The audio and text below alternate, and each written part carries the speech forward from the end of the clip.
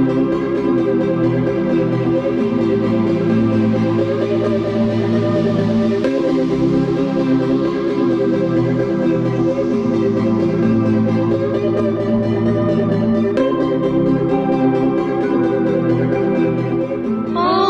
भूर्भुवः स्वः तत्सवितुर्वरेण्यं भर्गो देवस्य धीमहि धियो यो नः प्रचोदयात्। जयतुल योग एम मां शक्ति। आज स्वाध्याय चिन्ह के मार्ग क्रमांक 1148, दिन मंगलवार, तारीख 11 फरवरी 2025। और आज हमारे बीच में आदरणीय नवीन कुमार शर्मा साहब, जो चार्टर्ड अकाउंटेंट हैं। आज आपका जो विषय है वो म्यूचुअल फंड्स रिकॉर्डेड। इससे पूर्व आपने एक विषय लिया था। अब ज्यादा समय लेते तो आदरणीय शर्मा साहब से निवेदन करते हैं कि आज का उद्बोधन जारी करें। आदरणीय नवीन शर्मा जी। हाँ जी, नमस्कार जी। म्यूचुअल फंड के बारे में वैसे तो हम लोग जानते ही हैं, लेकिन आज हम इसको थोड़ा डिटेल में समझने की कोशिश करेंगे, क्योंकि कई लोगों की एप्रीहेंशंस होती हैं कि म्यूचुअल फंड किस तरह से काम करते हैं और क्या रिटर्न देते हैं और किस तरह से इनका मार्केट से रिलेटेड होता है या मार्केट से अनरिलेटेड होते हैं, कितनी तरह के फंड्स होते हैं और किस तरह से इनको सेलेक्ट करना चाहिए इन्वेस्ट करने के लिए, या किस तरह इसमें इन्वेस्ट किया जा सकता है। तो इन सब इश्यूज को हम डिस्कस करेंगे। तो मैं पहले शुरुआत करना चाहूंगा कि किस तरह ये म्यूचुअल फंड फॉर्म होते हैं। तो सबसे पहले जो स्पॉन्सर होता है, स्पॉन्सर मतलब जनरली एस्टेब्लिश्ड प्लेयर्स होते हैं इसमें, वो एक ट्रस्ट बनाते हैं और फिर वो ट्रस्ट एक एसेट मैनेजमेंट कंपनी बनाती है, जो एक प्राइवेट लिमिटेड कंपनी होती है। उस एसेट मैनेजमेंट कंपनी का काम फंड्स को कलेक्ट करना और फंड्स को इन्वेस्ट करना, उसी में फंड मैनेजर होता है। यानी कि इसका जो मॉनिटरिंग अथॉरिटी हो गई वो ट्रस्ट के पास हो गई, और जो फंक्शनिंग अथॉरिटी हो गई वो एक एसेट मैनेजमेंट कंपनी के पास हो गई। तो ये दोनों अलग अलग हो जाते हैं। अब एसेट मैनेजमेंट कंपनी जो होती है उसके पास एसेट्स नहीं होते, वो सिर्फ मैनेज करती है फंड्स को कि आज यहां इन्वेस्ट करना है, आज वहां इन्वेस्टमेंट करना है ना। उसके पास फंड्स होते हैं, उसके अकॉर्डिंगली एक तीसरी कस्टोडियन होती है जिसके पास एसेट्स होते हैं, जो इनके कहने पे इन्वेस्ट करती है और इनके कहने पे ही विड्रॉ करती है मनी, या दूसरे फंड्स में, दूसरे शेयर्स में या दूसरे डेट्स में इन्वेस्ट करती है। तो ये तीन स्ट्रक्चर हो जाते हैं, और इसके ऊपर इनके ऊपर होता है एक सेबी, जो इनको मॉनिटर करता है और इनको गाइडलाइंस देता है कि आपने किस तरह से कौन सी कंप्लायंसेस करनी है, कौन सी रिटर्न्स देनी है। तो इस तरह से ये एक अपने आप में स्ट्रक्चर बना हुआ है, जो रिस्क मतलब रिस्क को अवॉइड करने के लिए कि कोई इसको फंड्स को एम्बेजल ना कर सके, या किसी तरह का कोई इसमें माल फंक्शनिंग ना हो सके। तो इस तरह का एक मोटा मोटा स्ट्रक्चर होता है। और इसके बाद एक इसके आगे एक और लिम्ब होता है, जो इसको बोलते हैं रजिस्ट्रार एंड ट्रांसफर एजेंट्स, जो मार्केट से इनके बिहाफ पे बैठे होते हैं, जो पैसा उठाते हैं, केवाईसी वगैरह के जो डॉक्यूमेंट्स वगैरह होते हैं वो पूरा करते हैं। पैसा आएगा, पैसा चला जाएगा कस्टोडियन कंपनी के पास, सिर्फ इन्होंने उनसे कलेक्ट करना है। एक एजेंसी है आगे जो इनसे कलेक्ट करके पैसा सीधा कस्टोडियन के अकाउंट में, चेक भी जो कटता है या जो पैसा जाता है वो उसी फंड के नाम से उसी फंड में चला जाता है सीधा, वो भी एजेंट के पास या एजेंट के अकाउंट में कहीं नहीं जाता। और वो भी बड़ी बड़ी कंपनियां हैं सारी की सारी, वो सिर्फ वो भी मॉनिटरिंग कर रही हैं कि पैसा कितना आया, कहाँ गया, कैसे गया। और उसके बाद जो दूसरी जो कंपनी हमने बनाई एसेट मैनेजमेंट कंपनी, वो ये देखती है कि फंड को किस तरह से इन्वेस्टमेंट करना है, क्या करना है, किस तरह से कितनी रिटर्न आ रही है, कौन सा बेस्ट म्यूचुअल फंड है। वो एनालिसिस के लिए अलग से हो गया। और उसके बाद फिर वो उससे पहले सबसे पहले ट्रस्ट आ गया, जो स्पॉन्सरिंग पर्सन है, जिन्होंने ये फंड मैनेजर को अपॉइंट करना है, ये कंपनी सारी बनानी है और उसमें उसको मॉनिटर करना है कि हमारा फंड ठीक ठाक काम कर रहा है या नहीं कर रहा। तो इस तरह से काफी डिसेंट्रलाइज सा ये होता है, जिसमें हमें किसी भी एम्बेजलमेंट की या किसी भी फंड्स की किसी इधर उधर होने की संभावनाएं कम होती है। अब अगर हम डिस्कस करें कि म्यूचुअल फंड होते कितनी तरह के हैं, तो मेनली म्यूचुअल फंड 3 या 4 तरह के होते हैं। तो जिनको हम अगर हम एसेट क्लास के बेसिस पे अगर हम इनको डिवाइड करें भी, एसेट क्लास मतलब किस एसेट क्लास में ये इन्वेस्ट करते हैं। तो जैसे इक्विटी फंड्स है, जैसे एग्जांपल से हम समझेंगे तो इक्विटी फंड्स, तो इक्विटी फंड्स वो म्यूचुअल फंड है जो शेयर मार्केट में यानी कि इक्विटी में पैसा लगाते हैं। और उसके बाद एक डेट फंड है जो डेट में पैसा लगाते हैं, मतलब शॉर्ट, जैसे गवर्नमेंट सिक्योरिटीज में लगाएंगे या बॉन्ड मार्केट में लगाएंगे, वो उसमें डेट फंड में पैसा लगाएंगे। तीसरी तरह के एक फंड हो जाते हैं जो हाइब्रिड फंड्स कहलाते हैं, जो दोनों में मिक्स करके इक्विटी में भी लगाते हैं और डेट में भी लगाते हैं। और उसके बाद चौथी तरह का एक फंड हो जाता है इंटरनेशनल फंड्स या गोल्ड फंड्स।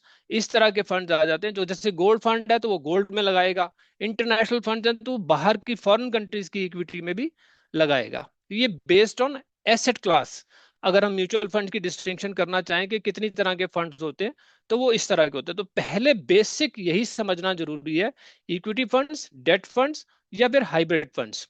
और इंटरनेशनल फंड्स में भी एक मैंडेट दी जाती है कि आप इक्विटी में इन्वेस्ट करेंगे या डेट में इन्वेस्ट करेंगे, वहां पे भी, लेकिन वो एक बेसिक उसका बन जाएगा कि इंटरनेशनल फंड्स। उसके बाद नेक्स्ट अगर हम चले तो बेस्ड ऑन स्ट्रक्चर, कि स्ट्रक्चर कैसा उसका है, तो एक जैसे इसको समझें तो एक होता है open ended funds. Open ended funds उस तरह के फंड्स होते हैं जिसमें हम कभी भी पैसा निकाल लगा सकते हैं और कभी भी पैसा निकाल सकते हैं। तो वो एक बार ही फंड फ्लोट हो जाता है और उसमें फंड जितना भी आता जाए बढ़ता जाए तो बढ़ता जाएगा। अगर उसमें से विड्रॉ होना है तो विड्रॉ होता जाएगा। रोज उसकी एक यूनिट की प्राइस रखी जाती है, उस बेसिस उस पे, जैसे आज अगर हमने उसको 10 रुपए में खरीदा और 10 रुपए में मान लीजिए 100 लोगों ने खरीदा, 1,000 रुपए हो गए उस फंड के पास। वो 1,000 रुपए अगर हमने इक्विटी में इन्वेस्ट कर दिया और कल को वो 1,500 रुपए हो गया, तो वो यूनिट की प्राइस 15 रुपए हो गई। तो अगर जब 1,500 रुपए उसकी वैल्यू हो गई, अगर कोई इन्वेस्ट करना चाहेगा तो वो एक यूनिट 15 रुपए की लेगा। इसके बारे में भी अभी हम डिटेल में बाद में बात करेंगे। एक होता है close ended funds. Close ended funds जो रहते हैं जनरली 2 या 3 साल या 4 साल इस तरह से क्लोज एंडेड होते हैं। उनमें अगर हमने आज पैसा लगाया तो हमारे को 3 साल बाद पैसा मिलेगा।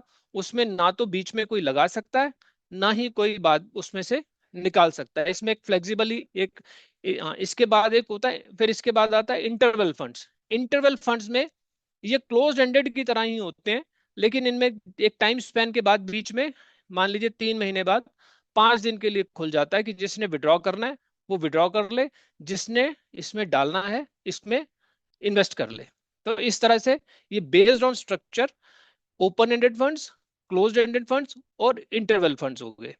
उससे पहले जो हमने बात करी based on asset class, equity funds, date funds, hybrid funds और इंटरनेशनल फंड्स। अब ओपन एंडेड फंड्स इक्विटी में भी हो सकते हैं, डेट में भी हो सकते हैं और हाइब्रिड फंड्स में भी हो सकते हैं। सिमिलरली क्लोज्ड एंडेड फंड्स ऊपर की 4 कैटेगरीज में हो सकते हैं, और इंटरवल फंड्स भी इसी तरह से। मेनली इंटरवल फंड्स डेट में होते हैं, लेकिन किसी भी कैटेगरी में हो सकते हैं, डिपेंडिंग सेबी किस तरह की गाइडलाइंस इशू करती है। सेबी इसको कंट्रोल करती है कि किस तरह के फंड्स आप इशू कर सकते हैं, और ये काफी चेंज भी होते रहते हैं। अब बेस्ड ऑन इन्वेस्टमेंट गोल्स, जैसे कुछ फंड्स होते हैं ग्रोथ फंड्स। ग्रोथ फंड्स में आपको डिविडेंड नहीं मिलेगा। आप जो पैसा लगाते जाओगे उसकी जो वैल्यू बढ़ेगी, वही पैसा आप जब उसको बेचोगे, उस यूनिट को बेचोगे, आप मान लीजिए आज आपने 100 यूनिट खरीदी और उसकी वैल्यू थी आज 1,000 रुपए, और कल को वो 1,500 रुपए हो गई, तो आप जब उसको बेचोगे तो 100 की 100 यूनिट मान लो आपने बेची, तो 1,500 रुपए आपको वापस मिल जाएंगे। तो जो 500 रुपए है वो आपका ग्रोथ हो गई उस फंड की, वो आपको इनकम में मिल गया। 2 साल बाद, 1.5 साल बाद, 3 साल बाद, जैसे भी आप 100 यूनिट भी बेच सकते हैं और 50 यूनिट भी बेच सकते हैं, जैसा कि ओपन एंडेड फंड में होता है। इसके बाद हो गया इनकम फंड्स। इनकम फंड्स में जनरली डिविडेंड भी आता है, तो उसमें आप यूनिट्स बेच भी सकते हैं और डिविडेंड भी आता है उसमें। अगर आप अपनी यूनिट्स रखे हुए हैं तो उसके ऊपर हर साल आपको डिविडेंड मिलता रहेगा। उसके बाद एक तीसरी तरह का फंड आता है टैक्स सेविंग फंड। इसको ईएलएसएस बोलते हैं, इक्विटी लिंक्ड सेविंग स्कीम। इसमें इन्वेस्ट करते हैं अगर, तो आप इसमें से पैसा 3 साल बाद ही निकाल सकते हैं। अगर आज जो पैसा आपने लगाया वो 3 साल बाद ही निकलेगा, और इसमें 80C में आपको इनकम टैक्स में रिबेट मिल जाती है, डिडक्शन मिल जाती है।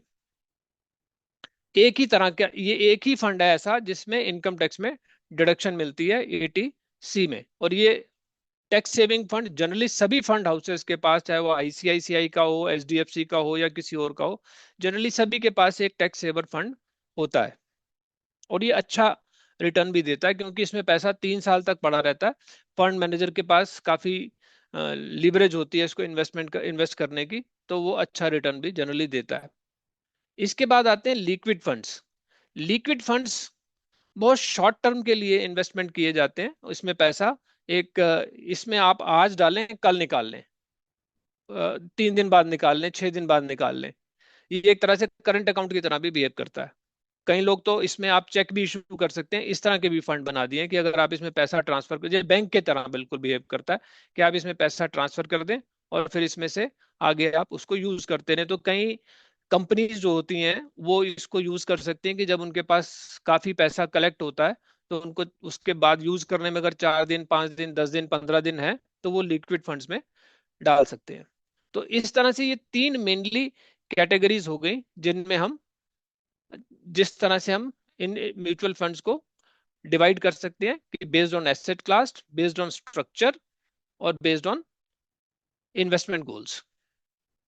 तो ये पूरी तरह से ऑलमोस्ट डिफाइन हो जाता है कि म्यूचुअल फंड्स कितनी तरह के होते हैं। अब इसके बाद अगर हम चलें कि how to choose the right mutual fund, इससे पहले अगर हम म्यूचुअल फंड्स में और थोड़ा सा डीप में जाएं कि म्यूचुअल फंड्स को डिवाइड करें तो म्यूचुअल जैसे इक्विटी म्यूचुअल फंड्स हैं, तो equity mutual funds large cap होते हैं, मिड कैप होते हैं, स्मॉल कैप होते हैं, सेक्टोरल होते हैं, थीमेटिक होते हैं। मतलब इस तरह से इनको कैटेगराइज फर्दर किया जा सकता है। ये भी बड़ा इंपॉर्टेंट सब्जेक्ट है कि इक्विटी फंड्स को हम किस तरह से डिवाइड कर सकते हैं। जैसे लार्ज कैप म्यूचुअल फंड्स हैं, तो लार्ज कैप म्यूचुअल फंड्स का क्या काम है कि वो लार्ज जो कंपनीज हैं, लार्ज कैप जो कंपनीज हैं उनके शेयर्स में ही इन्वेस्ट करती हैं। अब लार्ज कैप शेयर्स कौन से होते हैं? लार्ज कैप शेयर्स होते हैं जो जिनका मार्केट कैपिटलाइजेशन टॉप 100 कंपनीज, ये सेबी की दी हुई डेफिनेशन है कि टॉप 100 कंपनीज जो है, 100 कंपनीज जिनका मार्केट कैपिटलाइजेशन के हिसाब से वो लार्ज कैप कहलाती हैं। अब इन लार्ज कैप कंपनीज में इसका मतलब अगर मोटा मोटा समझें तो लार्ज कैप कंपनीज बड़ी कंपनीज हो गई, जो रिलायंस जैसी कंपनीज हो गई, टीसीएस जैसी कंपनी हो गई, एचडीएफसी जैसी कंपनी बैंक हो गया।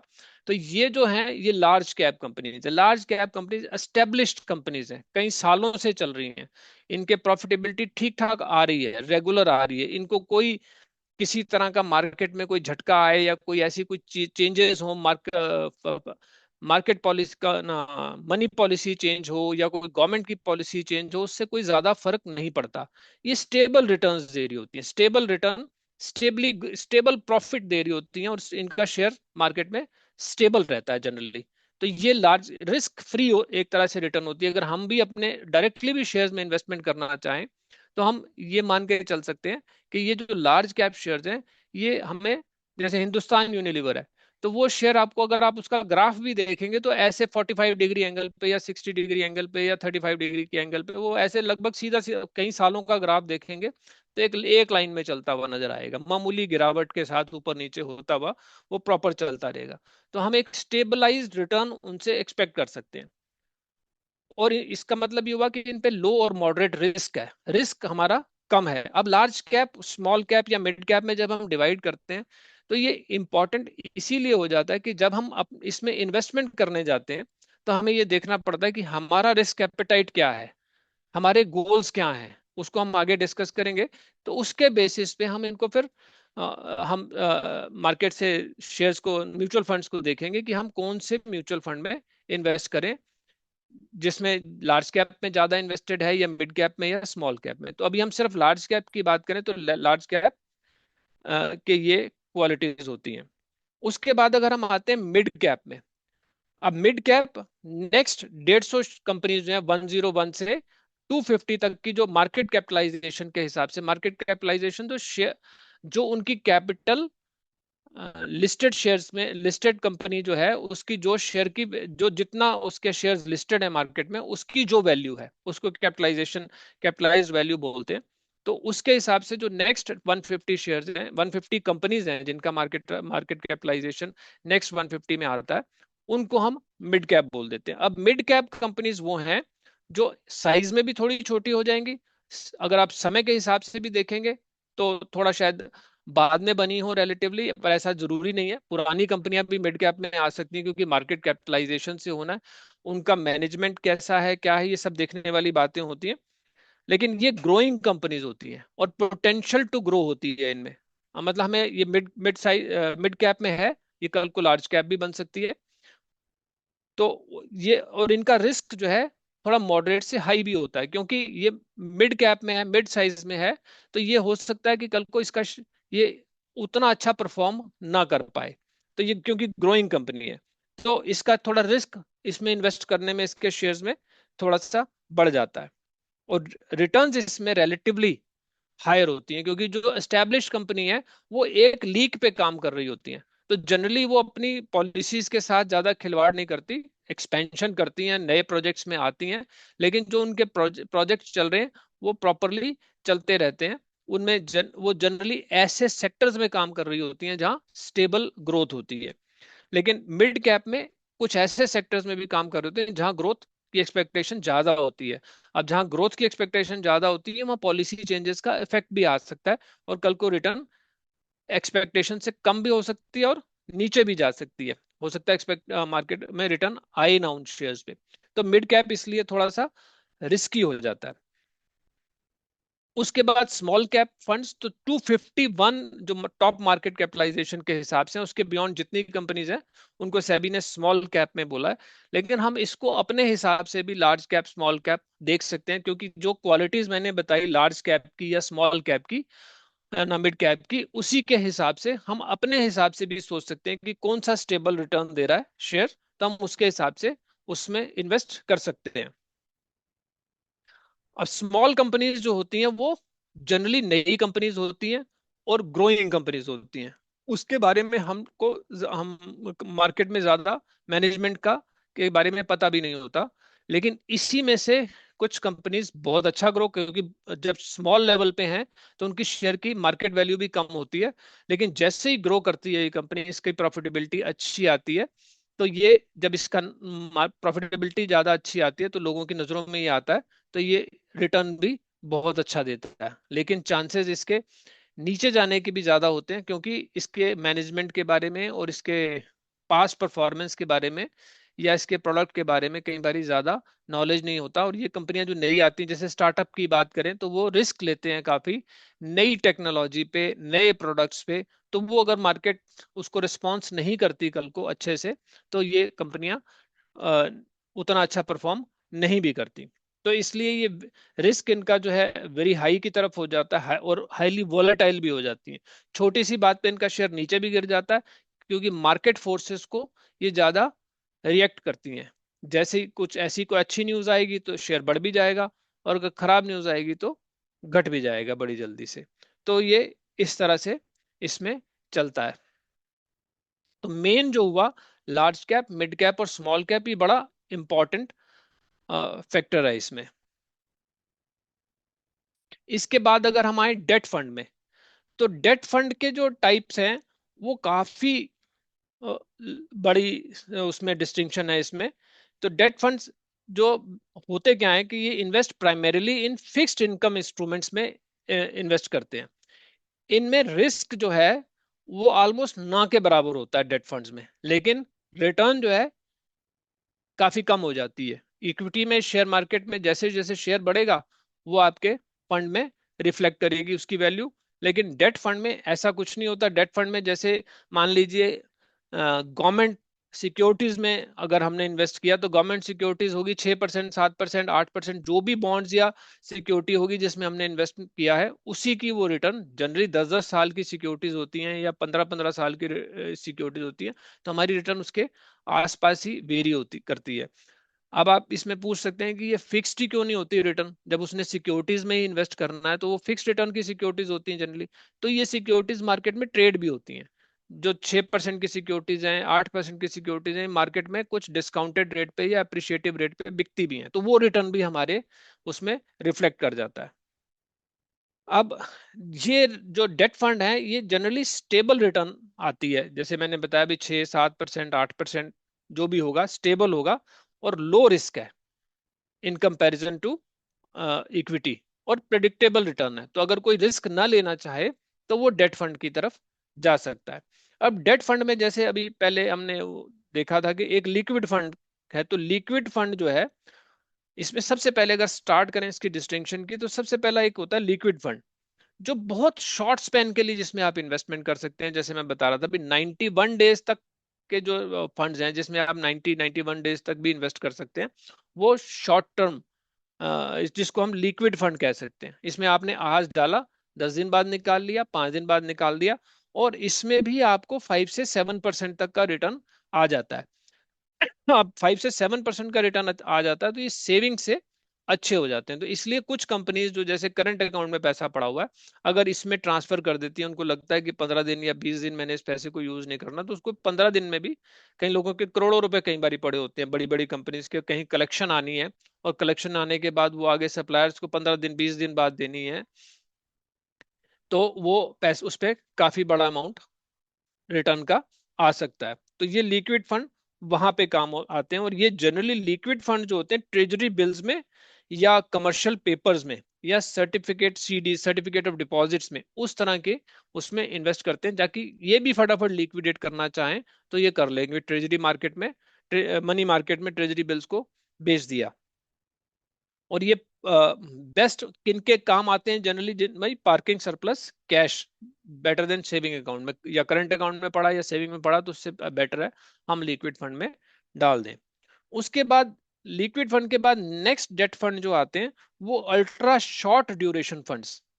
अल्ट्रा शॉर्ट ड्यूरेशन फंड्स, अब 91 डेज तक वो थे, तो 3 से 6 महीने तक के अल्ट्रा शॉर्ट इन्वेस्टमेंट फंड्स आ जाएंगे। तो वो ये slightly higher than liquid funds की रिटर्न देते हैं, और 3 से 6 महीने के लिए आप इनको रख सकते हैं। मतलब 3 से 6 महीने के लिए जनरली इसमें रखना बेटर होता है।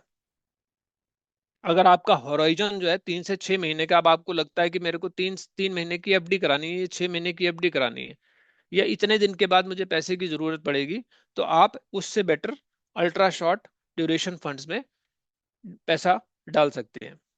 अभी पिछले साल तक इसमें पैसा डालना टैक्स एफिशिएंट भी था, लेकिन अब ये टैक्स इन फंड्स में जो इन्वेस्टमेंट करना है इस साल से, टैक्स भी ऑलमोस्ट एफडी के इंटरेस्ट पे जो टैक्स लगता है उस जैसा ही हो गया है। लेकिन ये सेफ उतना ही है जितना एफडी या बैंक में डिपॉजिट करना है। इसमें आज तक ऐसा कोई वो नहीं हुआ कि जिसमें हम कहें कि ये रिस्की फंड्स होते हैं। जैसे मैंने बताया कि इनकी मॉनिटरिंग भी बड़ी हाई होती है। उसके बाद लो ड्यूरेशन फंड्स जो 6 से 14 महीने में तक आप, 6 से 1 साल तक आप रख सकते हो, इसमें रिस्क थोड़ा मॉडरेट है, और 6 से 8% तक की रिटर्न आ जाती है। अब ये रिस्क जो इसमें मॉडरेट लिखा हुआ है, तो रिस्क इसमें रिलेटेड टू रिटर्न्स है 6 से 8%। तो 6% भी हो सकता है, 7% भी हो सकता है, 8% भी हो सकता है। पैसा डूब जाएगा ऐसा रिस्क ना के बराबर है। फिर मनी मार्केट फंड्स हैं, ये 6 से 7% देते हैं। फिर शॉर्ट ड्यूरेशन फंड्स हैं जो 1 से 3 साल तक आप इन्वेस्टमेंट करना चाहते हैं, तो आप उसमें करें तो 7 to 8% रिटर्न हो जाएगी। फिर मीडियम ड्यूरेशन फंड है 3 से 4 साल तक के लिए, जैसे जैसे पीरियड बढ़ता जाएगा रिटर्न 7 to 9% बढ़ गई, या फिर 9 to 11% हो जाएगी। इस तरह से आपकी रिटर्न बढ़ती जाएगी, क्योंकि लॉन्ग टर्म में रेट ऑफ इंटरेस्ट ऊपर नीचे काफी होते हैं। जैसे अभी आपने देखा कि अभी पीछे रेट ऑफ इंटरेस्ट काफी बढ़ गए थे, लेकिन अब आरबीआई ने कुछ 2 दिन पहले कुछ रेट रिड्यूस करने शुरू किए हैं, जिसका इफेक्ट अभी मार्केट में आना शुरू हो जाएगा। अब जैसे हमने ओपन एंडेड और इसकी बात तो हमने कर ली।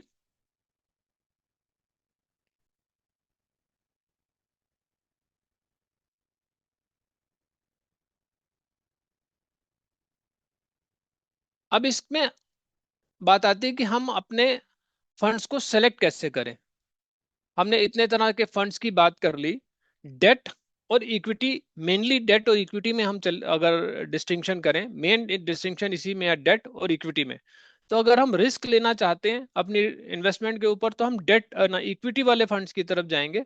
और अगर हम अपनी रिस्क नहीं लेना चाहते, बिल्कुल लो रिस्क पे इन्वेस्ट करना चाहते हैं, तो हम डेट की तरफ जाएंगे। फिर डेट में हमें ये ड्यूरेशन देखनी चाहिए कि हमारी ड्यूरेशन कितने दिन के लिए हम इसमें इन्वेस्टमेंट करना चाहते हैं, तो डेट की तरफ चले जाते हैं। लेकिन इक्विटी की तरफ तो हमें तभी जाना चाहिए जब हमारा लॉन्ग टर्म का होराइजन हो, हमारा इन्वेस्टमेंट 2 3 साल 4 साल हो, तभी हमें इक्विटी की तरफ जाना चाहिए। अब इसको इन्वेस्टमेंट अगर हम म्यूचुअल फंड में करें तो कैसे कर सकते हैं? मतलब सबसे पहला प्रोफाइल क्या था? Risk return profile. अगर हमारा, हम क्या चाहते हैं ऐसा कि हमारी रिटर्न बढ़ जाए, चाहे थोड़ा रिस्क बढ़ जाए, क्या हमारी इतनी एपिटाइट है? कई लोगों को मैंने देखा है कि उनको पैसा नीचे जाता हुआ नहीं दिखेगा। अब आपको किसी ने कहा जी म्यूचुअल फंड में आप पैसे लगा दो इक्विटी में, 5 साल बाद अगर आपने ये ₹1,00,000 लगाया है तो 1,60,000, 1,70,000 या 1,80,000 या हो सकता है ₹2,00,000 भी आपको मिल जाए। अब आपने उनके कहने पे, क्योंकि एश्योरेंस कोई भी नहीं दे सकता, लेकिन एक एक्सपेक्टेशन होती है कि मार्केट में इंडेक्स बढ़ रहा है, आज मार्केट लो है या ठीक ठाक है, तो इसके हिसाब से एस्टिमेटेड है कि ये इंडेक्स 5 साल बाद यहाँ पहुंच जाएगा, तो हमारी रिटर्न भी हो सकता है बढ़ जाए, 1 से 2 लाख रुपए हो जाए। लेकिन कुछ लोगों का रिस्क एपेटाइट इतना भी नहीं होता कि मार्केट में तो आज 1 लाख है और पता चला कल को वो 80,000 की भी रिटर्न हो गई। आज आपने पैसे लगाए और शेयर मार्केट गिर गई और वो 80,000 पे आ गई।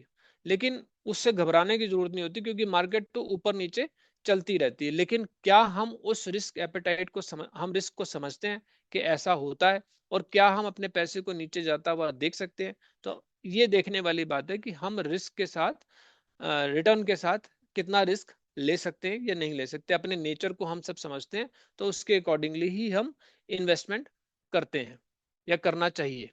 उसके बाद म्यूचुअल फंड में एक एक्सपेंस रेशो भी होता है और एक एग्जिट लोड भी होता है। एक्सपेंस रेशो यानी कि जैसे मैंने आपको बताया था कि एक एसेट मैनेजमेंट कंपनी होती है, उसमें फंड मैनेजर एक अपॉइंट होता है और दूसरा स्टाफ अपॉइंट होता है, और वो एनालाइज करते हैं कि हमें ये फंड किस शेयर्स में लगाना चाहिए। और डाइवर्सिफाइड होता है। आज आपका जो फंड होता है वो डाइवर्सिफाइड होता है, 20 50 30, जो भी फंड मैनेजर को अच्छा लगता है या जो फंड मैनेजर की अपनी समझ होती है, उसके हिसाब से वो उतने अलग अलग शेयर्स में पैसा लगाता है, ताकि रिस्क भी डाइवर्सिफाई, रिस्क कम हो जाता है उस हिसाब से। तो उस हिसाब से आप, वो फंड मैनेजर इन्वेस्टमेंट करता है। लेकिन जब फंड मैनेजर है तो उसकी कोई सैलरी भी होगी, उसकी कोई कॉस्ट भी होगी। जब हम शेयर्स में इन्वेस्टमेंट करेंगे तो हमारा कोई ब्रोकरेज भी होगी। तो जो भी फंड मैनेज होता है उसकी एक अपनी कॉस्ट होती है। तो वो जो लोडिंग होती है, वो जो एक्सपेंसेस होते हैं, वो उसमें पर एनम जो फंड की वैल्यू होती है उसके हिसाब से 2%, 1.5%, किसी का 50.5 भी होता है, किसी का 3% भी होता है। वो एक एक्सपेंस जो है उसमें फंड में से डिडक्ट हो जाता है टोटल फंड्स में से। तो इसका मतलब वो आपकी रिटर्न में से डिडक्ट, आपकी रिटर्न में कम हो जाती है उससे। तो हमें जब इन्वेस्टमेंट करना पड़ता है तो हमें ये देखना चाहिए कि एक्सपेंस रेशो क्या है।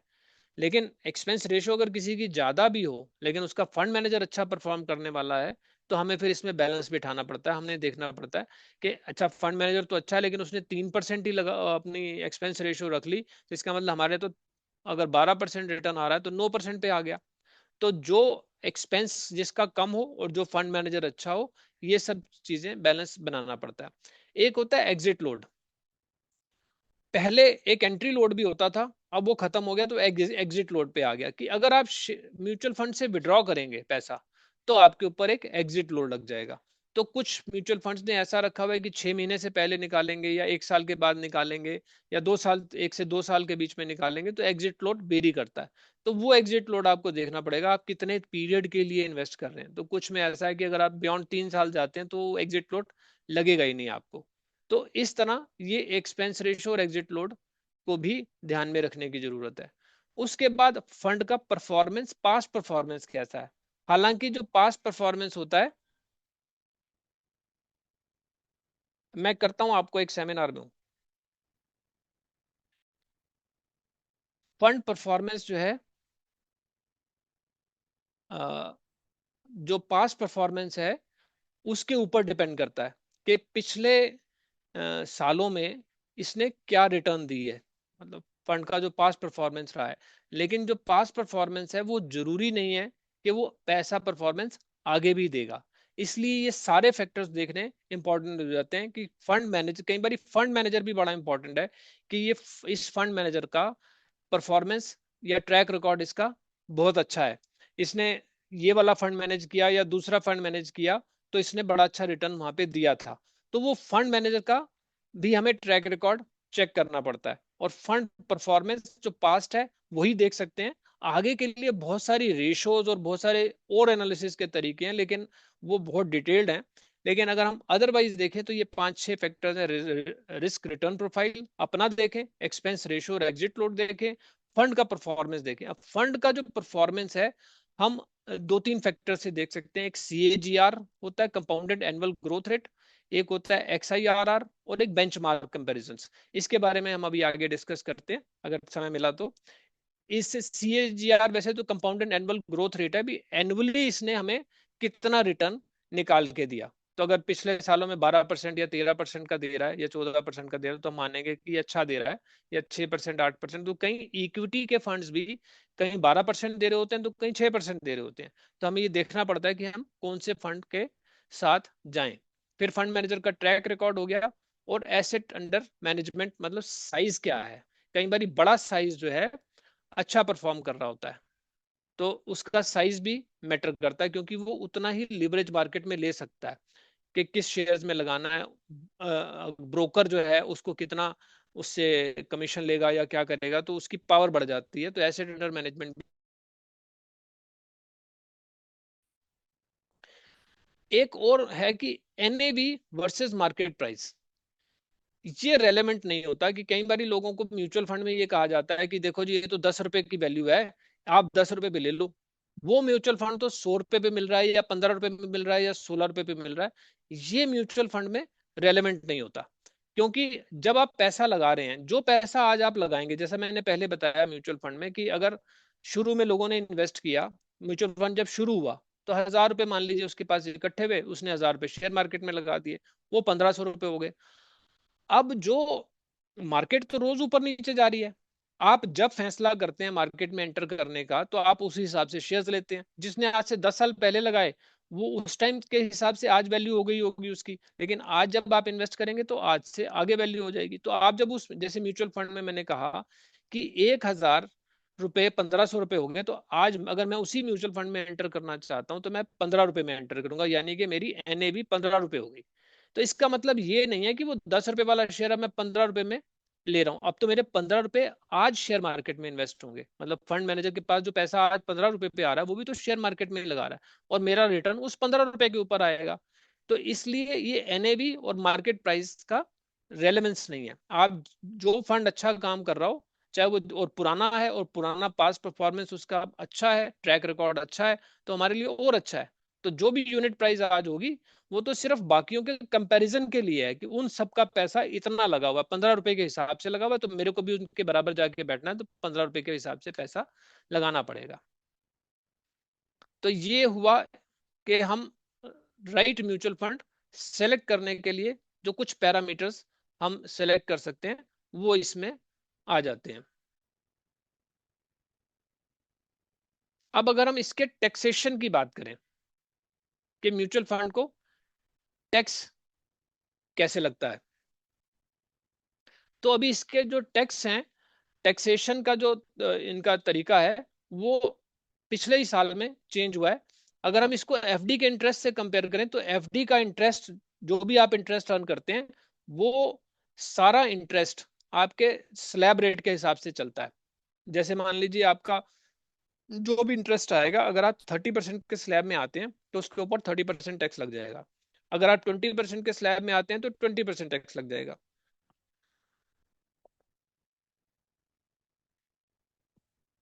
लेकिन म्यूचुअल फंड में थोड़ा डिफरेंट हो जाता है।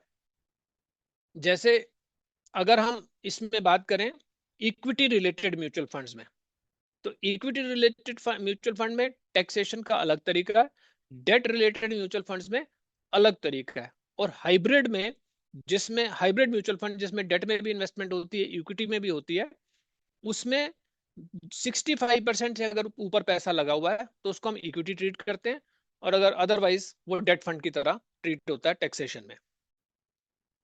अब शॉर्ट टर्म कैपिटल गेन, इसमें क्या होता है कि अगर आपने इक्विटी में, अगर हम बात करें म्यूचुअल फंड की, मैं बहुत थोड़ा जल्दी जल्दी चल रहा हूँ शायद क्योंकि समय कम है। इसमें शॉर्ट टर्म कैपिटल गेन कैसे निकालेंगे? अगर आपने आज म्यूचुअल फंड खरीदा और 12 महीने से पहले बेच दिया तो वो आपका शॉर्ट टर्म कैपिटल गेन कहलाएगा। और जो भी गेन आएगा उसके ऊपर 20% का टैक्स लग जाएगा। ये पिछले साल तक 15% था, 20% हो गया।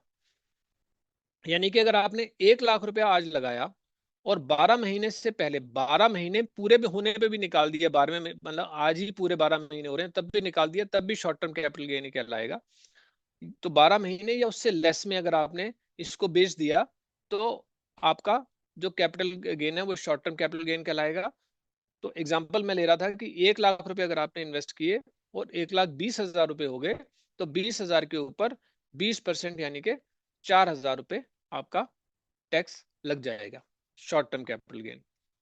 अब आते हैं लॉन्ग टर्म कैपिटल गेन में। तो लॉन्ग टर्म कैपिटल गेन अगर आपका 12 महीने से ज्यादा इन्वेस्टेड है पैसा तो वो लॉन्ग टर्म कैपिटल गेन कहलाएगा। ये मेरी बात हो रही है इक्विटी फंड से रिलेटेड। तो वहां पे एक एग्जम्पशन है 1.25 लाख रुपए की, कि 1.25 लाख रुपए तक का अगर आपको गेन आता है तो उस पर टैक्स नहीं लगेगा, लेकिन उसके ऊपर जो गेन होगा उसके ऊपर 12.5% टैक्स लग जाएगा। तो टैक्स भी इसमें काफी कम लगता है इक्विटी वाले में।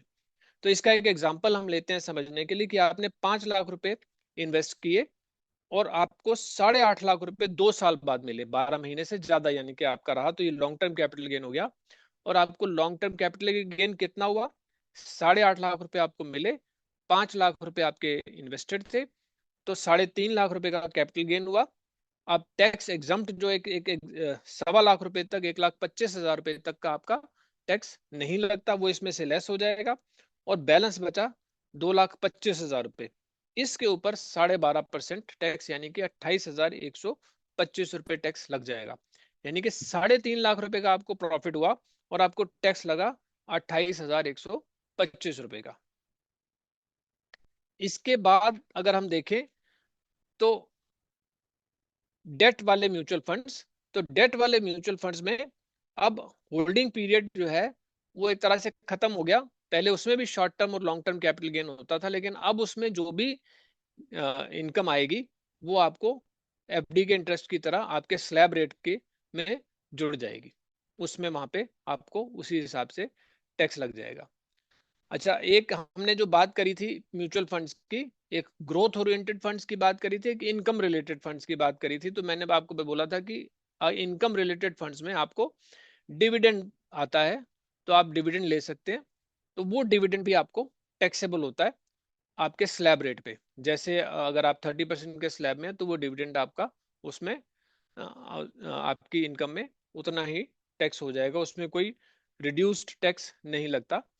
और डिविडेंड पे अगर आपका 10 अभी इस साल चेंज हो गया है कुछ, टीडीएस भी कट जाता है। अगर 10,000 से ऊपर का है तो उसके ऊपर टीडीएस भी कट जाएगा।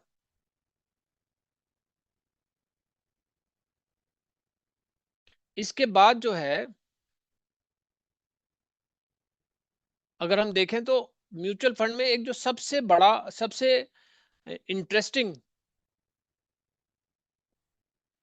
और बहुत ही पॉपुलर इन्वेस्टमेंट का जो तरीका बना हुआ है आज की डेट में, वो एसआईपी है, सिस्टमैटिक इन्वेस्टमेंट प्लान, जहां हम हर महीने कुछ ना कुछ पैसा, रेगुलर पैसा लगा रहे हैं। जैसे अगर हमने 5,000 या 10,000 या 20,000 रुपए महीने की एसआईपी कर दी, तो उसमें क्या होगा? अगर हमने 20,000 की करी सपोज, तो हमारे हर महीने हमारे मंथ में हमारे अकाउंट में से 20,000 रुपए उस म्यूचुअल फंड में चले जाएंगे और वो इन्वेस्ट हो जाएंगे। तो अगर हम मान लीजिए इक्विटी में इन्वेस्ट करते हैं तो ये सिस्टमैटिक इन्वेस्टमेंट प्लान मेरे ख्याल से वर्ल्ड का सबसे बढ़िया तरीका है इन्वेस्ट करने का, क्योंकि इसमें जो रिटर्न आती है वो हर इन्वेस्टमेंट को मात करने की क्षमता रखती है। इसके इस पे बहुत लंबी कहानी कही जा सकती है, बहुत बड़े आर्टिकल्स लिखे जा सकते हैं, लेकिन ये इसका मेन कारण यही है कि रुपी कॉस्ट एवरेजिंग करती है। क्योंकि जब मार्केट नीचे गई है तब आप सस्ता खरीद रहे होते हैं। अदरवाइज अगर आप मार्केट में, शेयर मार्केट में इन्वेस्ट करते हैं तो आप कई बार ये होता है कि मार्केट जब चलना शुरू होती है, जब बढ़ना शुरू होती है रेगुलरली, तो आप उसको पैसा लगाना शुरू करते हैं, लेकिन जब मार्केट गिर रही होती है तो हम लोग पैसा निकाल रहे होते हैं। जो कि होता क्या है कि एक्चुअल में जब मार्केट सस्ती है तब हमें खरीदना चाहिए, जब मार्केट नीचे जा रही है, और जब मार्केट ऊपर जा रही है तो बेचने की सोचनी, प्रॉफिट बुकिंग की बात सोचनी चाहिए। लेकिन एसआईपी में हम इन दोनों चीजों को नकार के लॉन्ग टर्म ऑब्जेक्टिव के साथ इन्वेस्टमेंट करते हैं, 5 साल, 6 साल, 7 साल के लिए इन्वेस्ट करते हैं, तो मार्केट के ऊपर जाना, नीचे जाना, कई सारे साइकिल्स में हम नीचे जाने वाले इन्वेस्ट रेगुलर इन्वेस्ट कर रहे होते हैं, तो एक बड़ा अच्छा एवरेज बन जाता है। तो उस एवरेज से, क्योंकि हमने नीचे भी खरीदा है, ऊपर भी खरीदा है, नीचे भी खरीदा, तो ज्यादा अगर नीचे खरीदा है तो ज्यादा फायदा हो जाएगा, लेकिन एक एवरेज बन जाती है। और मार्केट ने तो ग्राफ ऊपर जाना ही है लॉन्ग टर्म में, 5-6 साल में या जैसे भी माने, तो हमारा रिटर्न, बड़ा अच्छा रिटर्न आता है इस पे। मतलब अगर मैथमेटिकली समझने की कोशिश करें तो एक लंबा सब्जेक्ट है अपने आप में, लेकिन ये लॉन्ग टर्म वेल्थ एक्युमुलेशन के लिए बहुत अच्छा तरीका है। और किसी के लिए भी, चाहे सैलरीड क्लास हो या कोई भी हो, बिजनेस क्लास भी हो, तो उनके लिए कि कैपिटल निकाल के इन्वेस्ट करना एक बड़ा अच्छा मार्केट में, और इससे मार्केट के नीचे जाने और ऊपर जाने से कोई डरने की भी जरूरत नहीं पड़ती।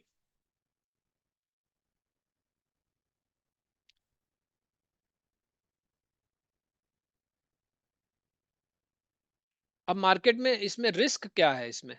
अगर हम देखें म्यूचुअल फंड में, मैंने कहा भी रिस्क डेट वाले में ना के बराबर है, लेकिन अ, हम किसी भी चीज में ये नहीं कह सकते कि रिस्क बिल्कुल जीरो है, ऐसा कहना मुश्किल है। लेकिन रिस्क हैं कितने? जैसे मार्केट रिस्क है। अब जो इक्विटी रिलेटेड म्यूचुअल फंड्स हैं, उसमें क्योंकि मार्केट फ्लक्चुएट करती है तो आपकी रिटर्न भी फ्लक्चुएट करती है। अगर मार्केट वॉलेटाइल हो जाती है तो आपके शेयर्स ऊपर नीचे जाते हैं, या कोई ऐसी स्थिति बन जाती है जैसे कोई घटना या दुर्घटना हो जाती है, कई बार मार्केट क्रैश करती है, तो मार्केट जब क्रैश करती है तो आपके प्राइस भी नीचे जा सकते हैं। इसीलिए जनरली ये बोला गया है कि जब एज बढ़ती है तो इक्विटी में पैसा ना लगाएं, क्योंकि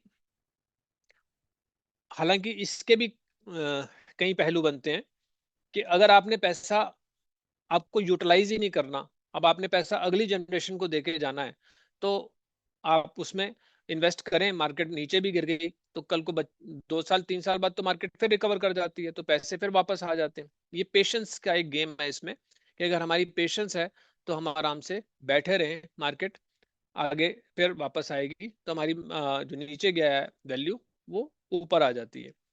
हाँ, लेकिन अगर आपने शॉर्ट टर्म के लिए मान लें कि 1 साल, इसीलिए कहा जाता है भी 1 साल के लिए मैं सोचूं मैं शेयर मार्केट में पैसा लगा लूं, और 1 साल बाद तो मुझे बेटी की शादी करनी है, या मुझे कोई प्रॉपर्टी खरीदनी है, या कुछ और काम करना है, या बच्चे को कहीं फॉरेन भेजना है, या जो भी मेरा गोल है, तो अब पता चला 1 साल बाद तो मार्केट नीचे बैठी हुई है, तो इस तरह के उसमें हम मार्केट में पैसा शेयर मार्केट में नहीं लगा सकते। बल्कि मेरा इसमें ये भी मानना है कि अगर हमने लॉन्ग टर्म के लिए भी लगाया, 5 साल 6 साल के लिए भी पैसा लगाया, तो हमें जब 6 साल होने वाले हैं उससे पहले रीजनेबल टाइम पे वहां से निकल जाना चाहिए शेयर मार्केट से, और पैसे को डेट फंड में ट्रांसफर कर देना चाहिए, क्योंकि डेट फंड में पैसा हमारे वैल्यू गिरना ऑलमोस्ट इम्पॉसिबल है, ऑलमोस्ट क्या इम्पॉसिबल है। उसके बाद है credit risk, risk of default in date funds. अब देखिए इक्विटी फंड्स में डिफॉल्ट होने की संभावनाएं कम है, और डेट फंड्स में भी जनरली कम है कि ऐसा एक मुश्किल हो जाए, लेकिन होता क्या है कि कई बार किसी भी र्यूमर की वजह से या किसी भी अदर दूसरे कारण से पता चला सब लोग पैसे विड्रॉ करने के लिए पहुंच गए, तो क्योंकि उन्होंने तो आगे डेट मार्केट में पैसा लगाया हुआ है जहां से एकदम लिक्विडेट करना मुश्किल होगा, उनकी भी एक कैलकुलेशन होती है कि इतने लोग निकालेंगे, इतने लोग डालेंगे, तो अगर वो कैलकुलेशन बिगड़ जाएगी तो कहीं ना कहीं उस फंड पे प्रेशर आ जाएगा, तो आपका क्रेडिट रिस्क भी एसोसिएट हो जाता है। तो इस तरह की चीजें या कुछ अनफोर्सीन सर्कमस्टांसेस जो आज तक हमने देखे ही नहीं, ऐसे कुछ हो सकते हैं, वो बैंकों के साथ भी हो सकते हैं, कहीं और भी हो सकते हैं, तो उस तरह का एक क्रेडिट रिस्क यहाँ पर भी रहता है। फिर interest rate risk, interest rate risk जो है डेट में बहुत ज्यादा होता है, इसीलिए जब आपको डेट फंड्स के बारे में बताया तो उसमें आपने देखा 6 से 8%, 6 से 9%, तो कई इसमें रिस्क जो है ये रहता है कि कई बार रिटर्न आपको मिनिमम आ जाए, और कभी अच्छा हो तो अच्छा भी आ जाए, तो ये एक रिस्क इसमें रहता है। कई बारी हमारी मनी पॉलिसी जो गवर्नमेंट की होती है उसके साथ भी एसोसिएट हो जाता है। जब वहाँ रिस्क, वहाँ जनरली मार्केट में रेट ऑफ रिटर्न बढ़ना शुरू होता है, एफडी पे रिटर्न जैसे अगर कहें कि बढ़ना शुरू होगा, तो हमारे बॉन्ड्स में, इसमें डेट में रिटर्न कम होना शुरू हो जाता है, उल्टा चलता है उसमें।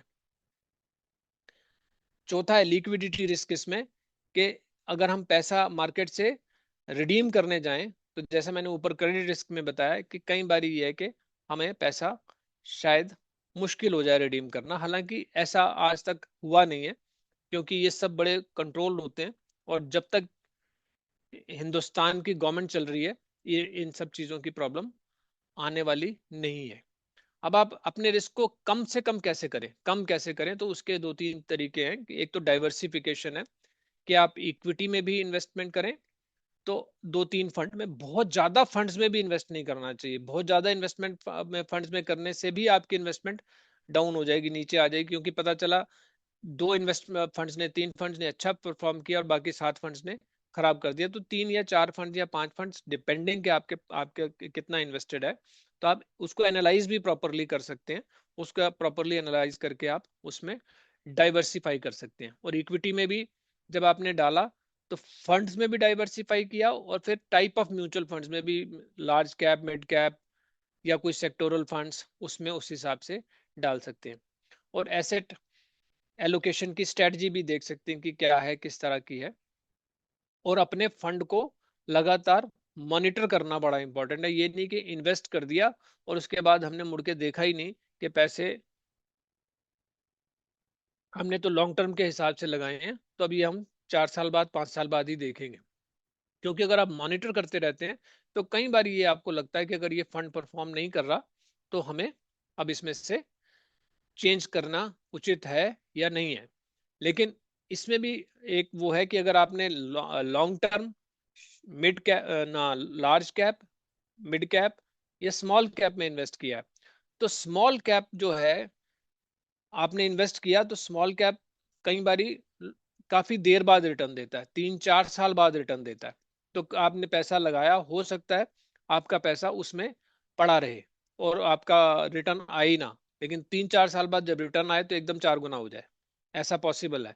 तो इसलिए फिर ये हमारे उस पर डिपेंड करता है कि हमारा नेचर कैसा है, हमारी रिस्क एपेटाइट कैसी है, कि अगर हम इन्वेस्टमेंट, ये इसलिए अपने नेचर को समझना बड़ा इंपॉर्टेंट है, कि हमारे अंदर पेशेंस कितनी, हमने कितनी स्टडी करी म्यूचुअल फंड की इन्वेस्ट करते हुए, कि हम इसमें इन्वेस्ट करें तो चलो हमारे पास पेशेंस है।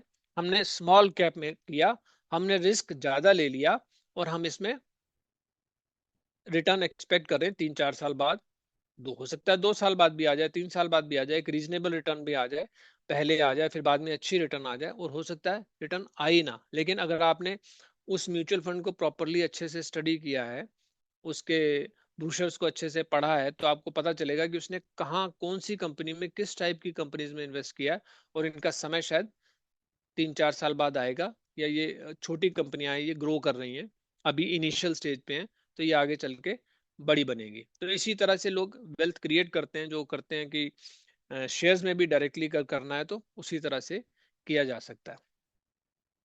अब म्यूचुअल फंड से आप बहुत सारी प्लानिंग कर सकती है, जैसे गोल बेस्ड इन्वेस्टिंग अगर आप करें भाई, रिटायरमेंट प्लानिंग कर सकते हैं इससे, कि अगर आप, जैसे कि एसआईपी की मैंने बात करी, अगर 20 साल, 15 साल, 25 साल, 30 साल, आज ये इंस्ट्रूमेंट्स अवेलेबल हैं, आज से 30 साल पहले ये इंस्ट्रूमेंट्स अवेलेबल नहीं थे, तब यूनिट लिंक प्लान या यूटीआई के ही फंड्स थे। लेकिन जिन लोगों ने उस टाइम इन्वेस्टमेंट करना शुरू किया, म्यूचुअल फंड से भी अच्छी वेल्थ बन जाती है। तो अगर हम आज जैसे इनको इन्वेस्टमेंट करना शुरू करें, और मेरा कहना ये है कि हम इनको पढ़ते रहें, या इन फंड्स के बारे में, या जो भी इन्वेस्टमेंट इंस्ट्रूमेंट्स हैं उनके बारे में अगर नॉलेज लेते रहें, तो हम अपने फंड्स को अकॉर्डिंगली इन्वेस्ट कर सकते हैं। और उससे साथ ही हमें अपने नेचर को भी ट्रेन करना चाहिए, या चेंज करना चाहिए, अपने ब्रेन को भी ट्रेन करना चाहिए कि हमें किन स्थितियों में क्या नहीं करना। हालांकि बहुत सारी चीजें एक्सपीरियंस से भी आती हैं, लेकिन बुक्स पढ़ें तो बुक्स से भी काफी सारी चीजें मिल सकती हैं, और आजकल तो इसके बारे में हम गूगल से भी निकाल कर काफी सारी चीजें पढ़ सकते हैं। तो जैसा कि गोल बेस्ड इन्वेस्टिंग की मैं बात कर रहा था, तो रिटायरमेंट प्लानिंग कर सकते हैं, चाइल्ड एजुकेशन फंड कर सकते हैं, बाइंग हाउस करना है तो वो उसके बारे में प्लान कर सकते हैं, भाई कितने पैसे मैं आज लगाऊं तो मेरी क्या एक्सपेक्टेड रिटर्न होगी, तो 5 साल 7 साल में मेरे पास कितने पैसे आ जाएंगे। ऐसी प्लानिंग हम लोग बहुत कम करते हैं, लेकिन ये आने वाला समय जो है इसमें हमें, या जो नई जनरेशन है वो इसके बारे में काफी अच्छे से प्लानिंग करती है या कर सकती है।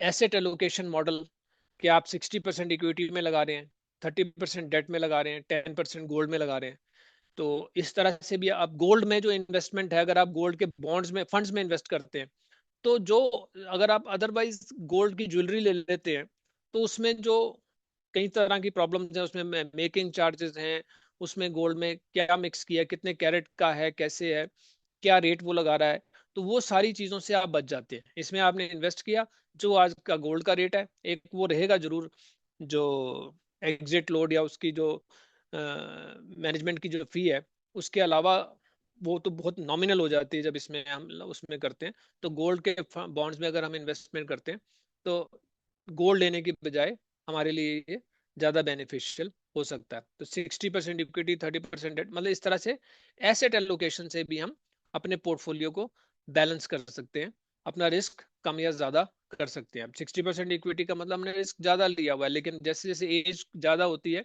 अगर हमें लगता है तो हम अपना इक्विटी को कम कर सकते हैं।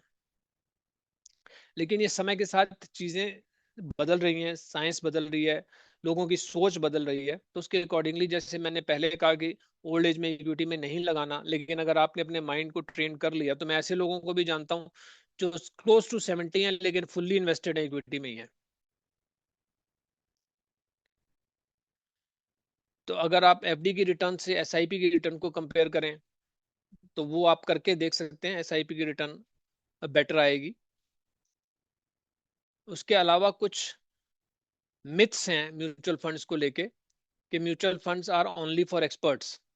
तो ये मेरे ख्याल से ये मिथ है इसमें, क्योंकि अगर आप भी थोड़ा सा भी स्टडी करें, इसको थोड़ा सा भी समझें, आज मैं बहुत जल्दी जल्दी लिया है मैंने, लेकिन अगर हम इसके एक एक टॉपिक को भी पूरा डिस्कस करना चाहें तो ये अपने आप में काफी, लेकिन एक दिन में कुछ नहीं होता और 2 सेशन या 3 सेशन में भी कुछ नहीं होगा।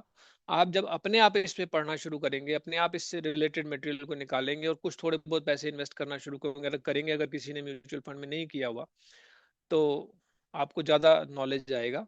तो ये सभी के लिए, जैसे कि सबसे आसान तरीका एसआईपी है, एसआईपी से आप इसमें इन्वेस्ट करना शुरू कर सकते हैं, 500 रुपए से भी स्टार्ट कर सकते हैं, तो आपको साल 2 साल इन्वेस्ट करने के बाद धीरे धीरे इसके बारे में समझ आ सकती है, अगर जिस किसी ने नहीं किया हुआ। हालांकि मुझे लगता है आज बहुत कम लोग हैं जो म्यूचुअल फंड के बारे में नहीं जानते, या जिन्होंने म्यूचुअल फंड में इन्वेस्ट नहीं किया हुआ। NAV, high NAV means the fund is expensive. जैसा मैंने पहले भी एग्जांपल करके बताया कि अगर उसकी 10 रुपए एनएवी है और 15 रुपए हो गई, तो आप ये मत सोचिए कि अब ये एक्सपेंसिव हो गया, क्योंकि पहले 10 रुपए के हिसाब से मार्केट में पैसा लगा हुआ है और आप उनके साथ जा रहे हैं, बराबर जा रहे हैं, तो वो पैसा 15 रुपए ही आपके मार्केट में लगेंगे, जाएंगे। तो ये नहीं है कि 10, इसलिए कोई अगर आपको कहता भी नया इशू आया म्यूचुअल फंड का 10 रुपए का है आप ले लो, इस पे बिल्कुल मत जाना। आप पास्ट परफॉर्मेंस देख के, फंड मैनेजर को देख के, जो मैंने पैरामीटर्स की बात करी, उसी के बेसिस पे हमें म्यूचुअल फंड में इन्वेस्ट करना चाहिए।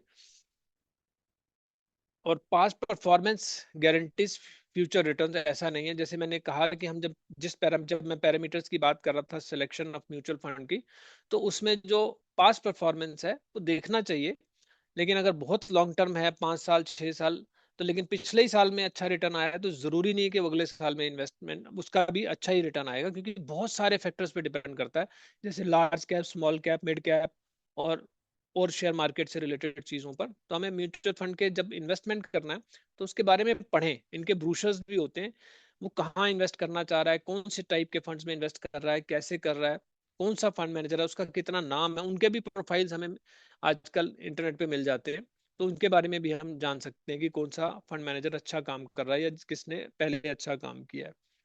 और कई बार फंड हाउसेस पे भी डिपेंड करता है, जैसे एक्सिस है, मान लो एचएसबीसी है, या कोई दूसरा फंड हाउस है, निपॉन है, रिलायंस है, ये लोग भी अपने जो अच्छे फंड हाउसेज हैं, वो अपने फंड्स को अच्छे से मैनेज करते हैं, बड़ा स्ट्रिक्टली मैनेज करते हैं और अच्छा रिटर्न देते हैं। जैसे निप्पॉन है, वो भी अच्छा रिटर्न दे रहा है। वो पहले रिलायंस के साथ था, अब वो निप्पॉन हो गया, उनका शायद मर्जर हो गया। अब कॉमन मिस्टेक्स जो इन्वेस्टर्स करते हैं, वो करते हैं investing in too many funds. तो मैंने जैसे पहले बोला भी, बहुत ज्यादा डाइवर्सिफिकेशन के चक्कर में ना रहें, फिर रिटर्न बिल्कुल ही खत्म हो जाएगी। वो डाइवर्सिफिकेशन का पर्पस ही डिफीट कर देगा। और एक आपको जो जब आपने इन्वेस्टमेंट करना है म्यूचुअल फंड्स में, तो आपको अपने गोल्स के बारे में पता रहना चाहिए कि मुझे रिटायरमेंट के लिए करना है, बच्चे के एजुकेशन के लिए करना है, या किस पर्पस से करना है। तो आप उसके अकॉर्डिंगली इन्वेस्टमेंट करें। इक्विटी में करना है, डेट में करना है, ये सारे फैक्टर्स वहाँ पे इन्वॉल्व हो जाते हैं। तो not aligning investment with goals, ये एक कहीं हम कॉमन मिस्टेक करते हैं। तो किसी के कहने पे, किसी ने आके अगर आपको कहा कि ये फंड बड़ा अच्छा है जी, ये इंश्योरेंस बड़ा अच्छा है जी, या ये, आप उसमें ये देखें कि आपको उसकी जरूरत है या नहीं है। हम कई बार प्रेशर में आके दूसरों के, अच्छा जी बड़ा अच्छा इन्वेस्टमेंट है, चलो किसी ने कहा हमें कि जी 5,000 रुपये आप महीना इसमें इन्वेस्टमेंट करना शुरू कर दो, या 10,000 रुपये महीना इसमें इन्वेस्टमेंट करना शुरू कर दो। अगर आप पढ़ को लगता है कि चलो हाँ ये मेरे पे प्रेशर डाल रहे हैं और इस बहाने मेरा 10,000 रुपये इन्वेस्टमेंट होना शुरू हो जाएगा, ये एक अच्छी बात है।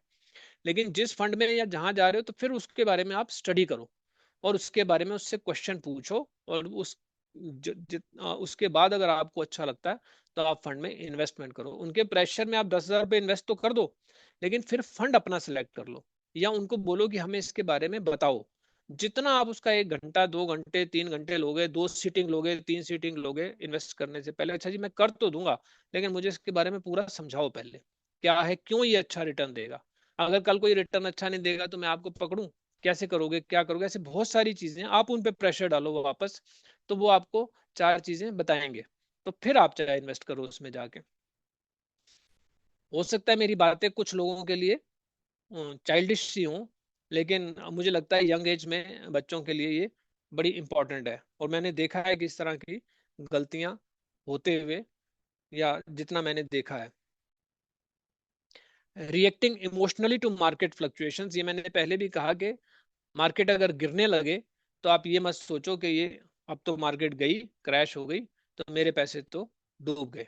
ऐसे चांसेस बहुत कम है, क्योंकि ऐसा अगर होगा तो फिर बहुत सारे लोग डूब जाएंगे। ऐसा मार्केट बहुत ज्यादा भी गिरती है, 10-10, 15-15% भी गिरती है, लेकिन उसके बाद वापस आती हैं। ऐसा कभी नहीं हुआ। वो हिंदुस्तान के साथ, हिंदुस्तान चल रहा है तो मार्केट चल रही है, और हिंदुस्तान नहीं चल रहा तो फिर ना मार्केट चलेगी ना हम चलेंगे। तो ये मेरे हिसाब से मैंने तो अपना सेशन खत्म कर दिया। अरविंद जी, अब किसी ने कोई क्वेश्चन पूछना है तो हम ठीक है, डिस्कस ऐसा कर कर लेते हैं। सकते हैं। जी जी, सभी लोग अनम्यूट हैं, अगर किसी का कोई प्रश्न बनता है पूछ सकते हैं, फिर बाद में हमारे ए के शेखे साहब तो सब धन्यवाद कह देंगे। नवीन जी, जैसे अपने एफडी के अंदर हमारे यहाँ गवर्नमेंट की तरफ से 5 लाख का रिस्क कवर होता है, तो क्या इसमें म्यूचुअल फंड में भी होता है क्या?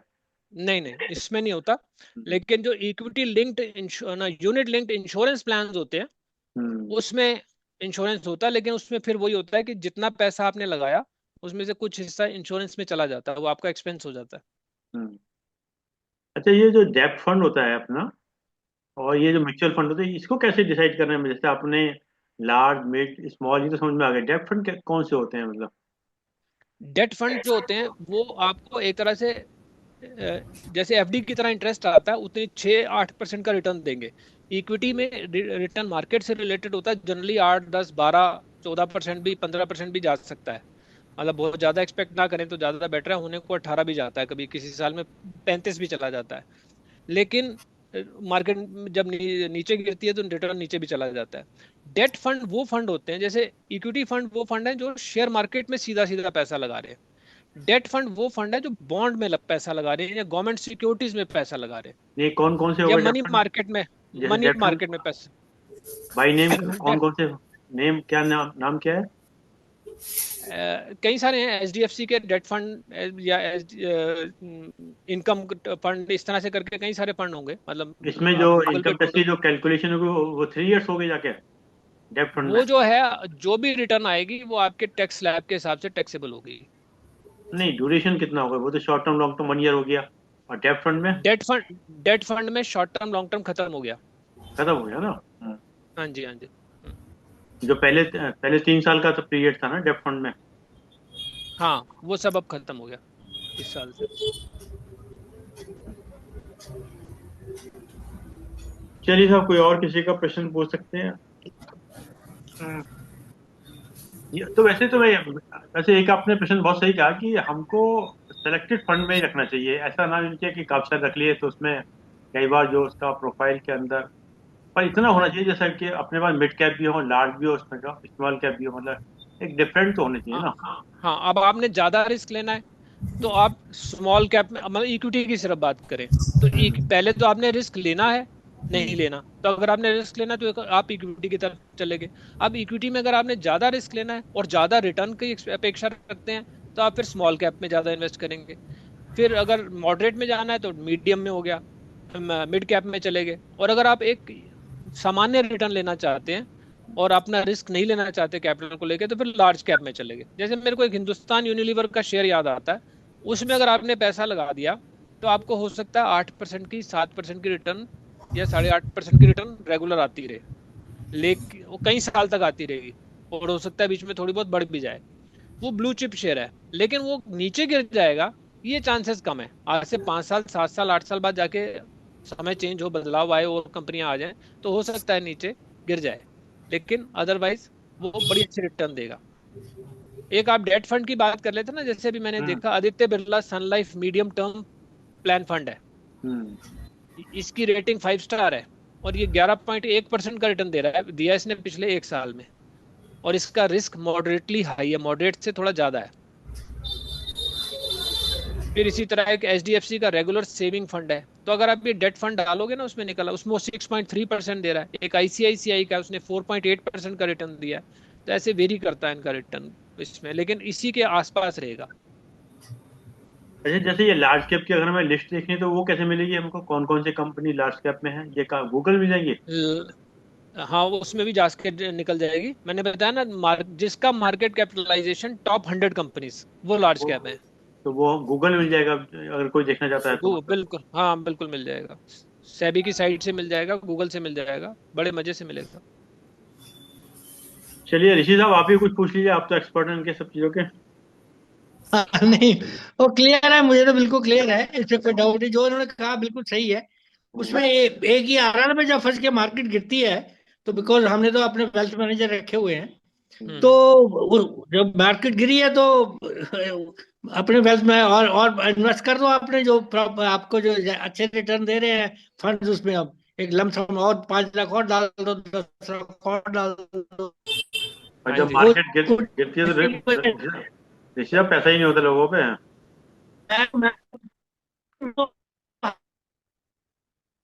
आपकी आवाज कट रही है। मैं 52 भी खरीदता हूँ, 52 भी बेचता हूँ, उसके बीच कुछ काम करता हूँ। चलिए साहब, कोई और किसी का प्रश्न नहीं हेलो, तो? जी सर।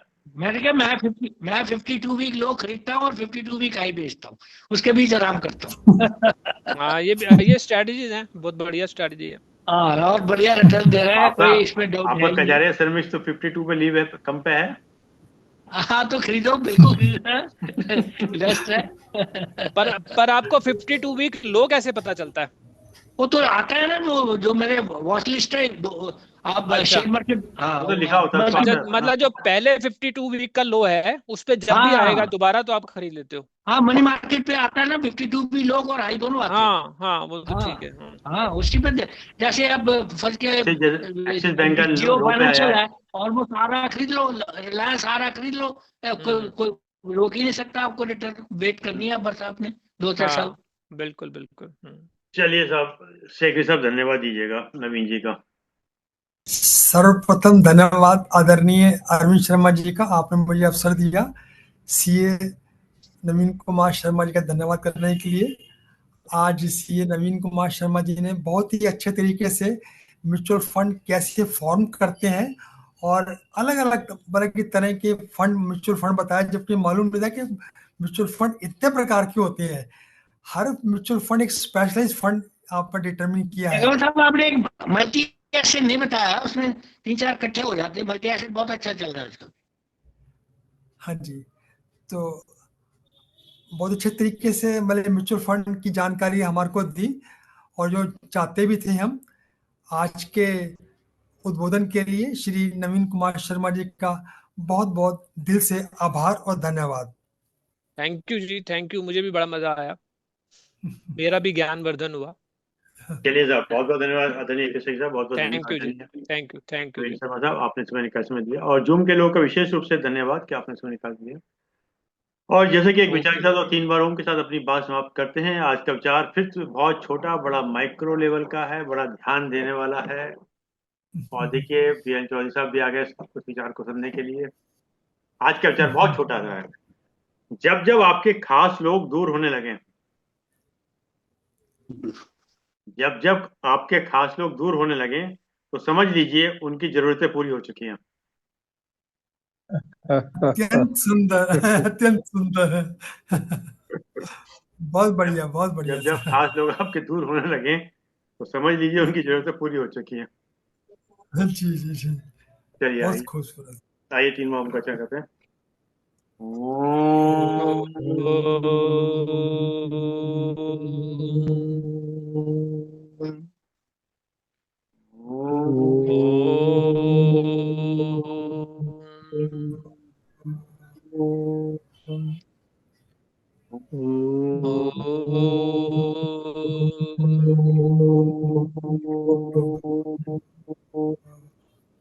शांति शांति शांति शांति शांति। शांति। सभी को प्रणाम, सभी को प्रणाम। नायब साहब न्याय आज है। क्या चीज? नायब साहब भी लगाना चाह रहे थे म्यूचुअल फंड में, एक दिन कह रहे थे।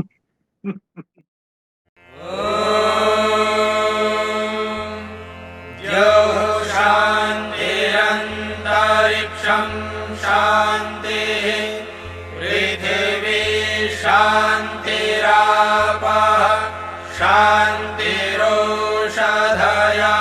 शान्तिः वनस्पतयः शान्तिर्विश्वे देवाः शान्तिर्ब्रह्म शान्तिः सर्वं शान्तिः शान्तिरेव शान्तिः।